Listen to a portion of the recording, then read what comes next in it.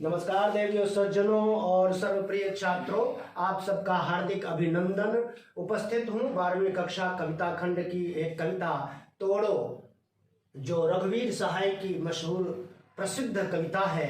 नई कविता के जाने माने कवि हैं रघुवीर सहाय जी। 1929 में उनका जन्म हुआ था, 1990 में उनका देहांत हो गया था।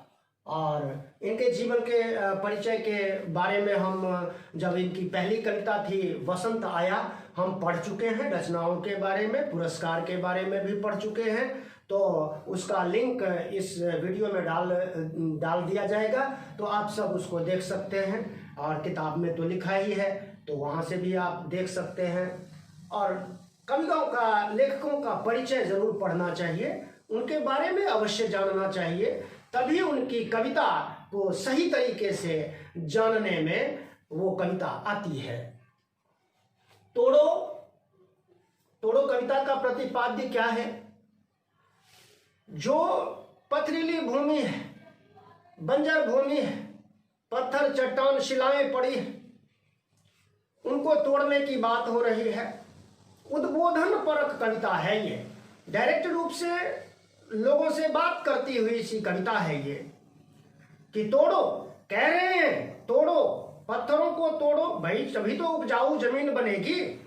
और मन में जो कूड़ कपट भरा हुआ है, एक तो ये है कि भाई धरती को उपजाऊ बनाने की बात हो रही है, विध्वंस की बात हो ही नहीं रही है, सृजन की बात हो रही है, नई सृजन, नई सृष्टि की बात हो रही है। क्योंकि ये धरती रत्नगर्भा है, हम एक बीज डालते हैं तो वह हजारों बीज वापस करके हमें दे देती है।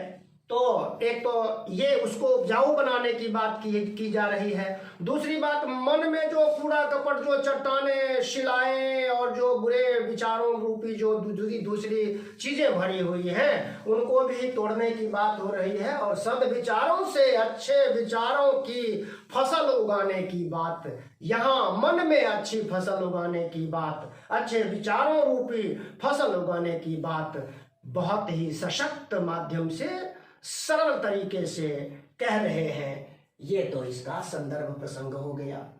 व्याख्या देखते हैं कविता की, आइए देखते हैं लाइन बाय लाइन। दो छोटी सी कविता है, दो स्टेंजाज की है ना।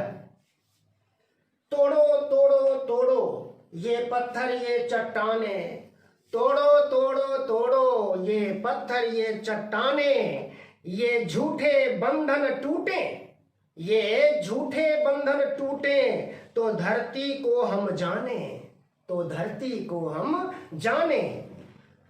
सुनते हैं मिट्टी में रस है जिससे उगती दूब है, मिट्टी में रस है जिससे उगती दूब है। दूब का मतलब यहाँ तमाम फसलों से भी है। अपने मन के मैदानों पर व्यापी कैसी ऊब है, अपने मन के मैदानों पर व्यापी कैसी ऊब है, आधे आधे गाने। तोड़ो, चट्टाने तोड़ो, शिलाएं तोड़ो, धरती को, धरती में जो ये बंधन है, गांठे हैं, उसको तोड़ करके उसे उपजाऊ बनाओ। झूठे बंधन और जो बातें हैं और व्यावहारिक बातें, उनको भी तोड़ो, चट्टाने भी तोड़ो, धरती के बंजरपन को समाप्त करो, उसको उपजाऊ बनाओ। और क्या करो? सुनते हैं, सुना है कि मिट्टी में, सुना है, देखा है, अनुभव है कि मिट्टी में ही रस है, मिट्टी ही रस रत्न गर्भा है, इसी में तमाम रस गंध रूप सुगंध आदि फैली हुई है, व्यापी हुई है, जिसका दृश्य हमें धरती पर दिखाई देता है, वातावरण में दिखाई देता है। सुनते हैं मिट्टी में रस है जिससे उगती दूब है। दूब उगने का मतलब घास ही उगने से नहीं है, तमाम फसलें उगने से भी दूब उगती है। ये अभिप्सित है, ये अभिष्ट है कि तमाम फसलें उगती है रसीले इस रसमयी वसुधा से। अपने लिए अगर ऐसा हो सकता है तो मन में कौन सी ऊब है, इसको भी तोड़ो। मन में कौन सी गांठ है, कौन से चट्टान कौन सी बैठी हुई है ऐसी बुरे विचारों की, कूड़ कपट की, है ना, बुरी भावनाओं, ईर्ष्या और पता नहीं कैसे कैसे कूड़ कपट मन में भरे हुए हैं, इनको भी तोड़ो, गोड़ो, बाहर करो बिल्कुल। आधे आधे गाने का क्या मतलब है यहाँ पर कि आधे आधे मत रहिए, पूरा संपूर्ण रूप से फर्टाइल बनाइए, उपजाऊ बनाइए, है ना, पूरी तरह से मस्त जीवन जीने की भी बात हो रही है, अच्छे विचारों वाले जीवन की भी बात हो रही है। तोड़ो तोड़ो तोड़ो, ये ऊसर बंजर तोड़ो, ये चरती परती तोड़ो, तोड़ो तोड़ो तोड़ो, ये ऊसर बंजर तोड़ो, ये चरती परती तोड़ो, सब खेत बनाकर छोड़ो। कहीं ऐसा मत रखो बेवजह नहीं, या तो बाग बगीचे लगाओ या खेत बनाओ जहां पर फसलें उगे तमाम और हमारा हो जाए कल्याण।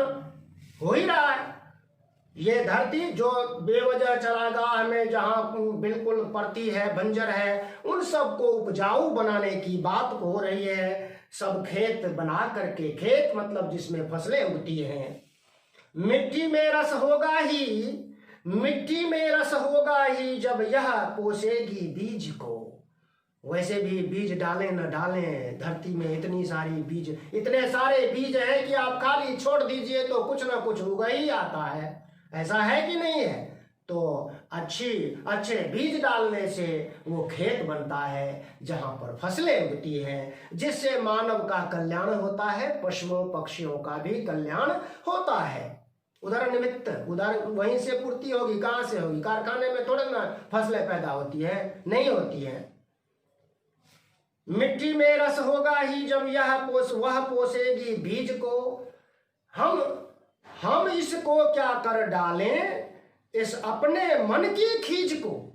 भाई धरती तो इस तरह से है, सीधी है, बहुत भोली भाली है, आप उसके साथ थोड़ा सा परिश्रम कर दीजिए, वो जो है रत्न उगल करके देगी आपको। लेकिन मन में जो खींच बैठी हुई है, आज के मानव के मन को ज्यादा साफ सफाई की आवश्यकता है, उसको ज्यादा उर्वर बनाने की आवश्यकता है, क्योंकि मानसिक जगत में जो चीजें हैं भरी हुई, बुरे विचार, बुरी भावनाएं, बुरे ख्यालात, दूसरों के प्रति जलन, ईर्ष्या, इन सब को धोने की और इस ऐसे चट्टानों को तोड़ने की सख्त जरूरत है। इस खींच को समाप्त करने की जरूरत है, अपने को ज्यादा समझने की जरूरत है। इसलिए कहता है गोड़ो गोड़ो गोड़ो।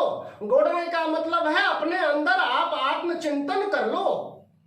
आत्मचिंतन करने से सारी सच्चाई, जीवन में अच्छे विचार भर जाते हैं और वो सबको अच्छे लगते हैं, कोई उससे दुखी नहीं होता है। ये तो इसकी व्याख्या थी। काव्य और शिल्प सौंदर्य की बात करें तो इसमें बिल्कुल ही साधारण भाषा है। साधारण भाषा, खड़ी बोली भाषा है। इसमें ज्यादा तत्सम तद्भव प्रधानता तो है ही। इसमें अरबी उर्दू के भी कतिपय शब्द आए हैं। और अलंकारों की बात करें तो एक ही अलंकार है, जानते हैं आप, जहां कोई अलंकार नहीं होता है वहां पर अनुप्रास अलंकार तो होता ही है। तो पूरी कविता के अंदर अनुप्रास की छटा बिल्कुल बिखरी हुई है। और जो हम देखते हैं भाषा बिल्कुल खड़ी बोली है, बहुत साधारण है, तत्सम तद्भव प्रधान है। केंद्रीय भाव क्या है? बस 2 लाइन में ये समझिए कि धरती को उपजाऊ बनाने के लिए परिश्रम कीजिए, उसी तरह से अपने मन को अच्छे विचारों रूपी फसल उगाने की कोशिश करते रहिए। यही इस कविता का मूल संदेश है, केंद्रीय भाव है, यही इसका प्रतिपाद्य भी है। मैं समझता हूं इस व्याख्या से, इतनी सारी बातों से आपको प्रश्नों के उत्तर लिखने में बड़ी आसानी होगी, व्याख्या करने में आसानी होगी। Thank you for watching. जिन लोगों ने अभी तक वीडियो तो देखी है लेकिन चैनल को सब्सक्राइब नहीं किया है, please like, share, comment, subscribe and press bell icon and select all. Thank you again. जय हिंद, जय भारत, जय